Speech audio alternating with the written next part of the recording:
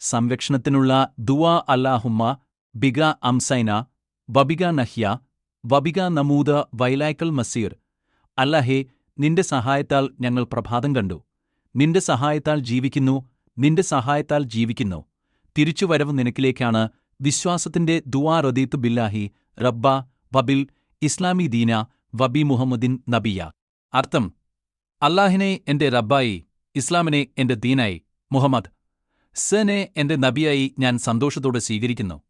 പൂർണ്ണ സംരക്ഷണത്തിനുള്ള ദുആ അല്ലാഹുമ്മ ഇന്നി അസ്അലുൽ ആഫിയ. അർത്ഥം: അല്ലാഹേ, നീ എനിക്ക് സമ്പൂർണ്ണ സുരക്ഷയും ആരോഗ്യവും നൽകണമേ. പാപമോചന ദുആ അസ്തഗ്ഫിറുല്ലാഹി അലീം അല്ലാദി ലാ ഇലാഹ ഹുവൽ ഹയ്യു വ അതൂബു ഇലൈഹ്. അർത്ഥം: ജീവിക്കുന്നവനും എല്ലാം നിലനിർത്തുന്നവനുമായ അല്ലാഹുവിനോട് ഞാൻ പാപമോചനമഭ്യർത്ഥിക്കുന്നു. ഞാൻ അവനിലേക്ക് പശ്ചാത്തപിക്കുന്നു.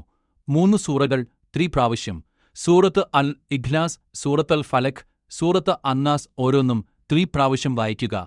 ശക്തമായ സംരക്ഷണത്തിനായി.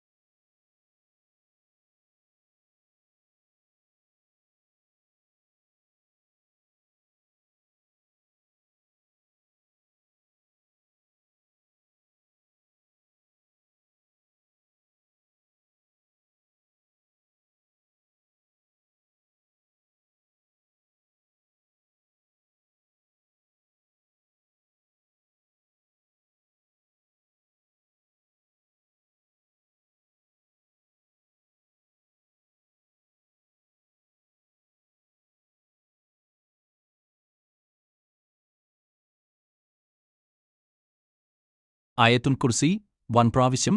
അല്ലാഹുലാഹ ഇലാഹു ഹുവ. ദുഷ്ടതകളിൽ നിന്ന് സംരക്ഷണം ലഭിക്കും. നബി സിയുടെ മേൽ സ്വലാത്ത് അല്ലാഹുമ്മ സല്ലി അലാ മുഹമ്മദിൻ വായല ആലി മുഹമ്മദ് കുറഞ്ഞത് 7 പ്രാവശ്യം. വൈകുന്നേര അദ്കാർ ദിനത്തിന്റെ ക്ഷീണം അകറ്റുകയും രാത്രിയെ സമാധാനത്തോടെ കടന്നുപോകാൻ സഹായിക്കുകയും ചെയ്യുന്നു.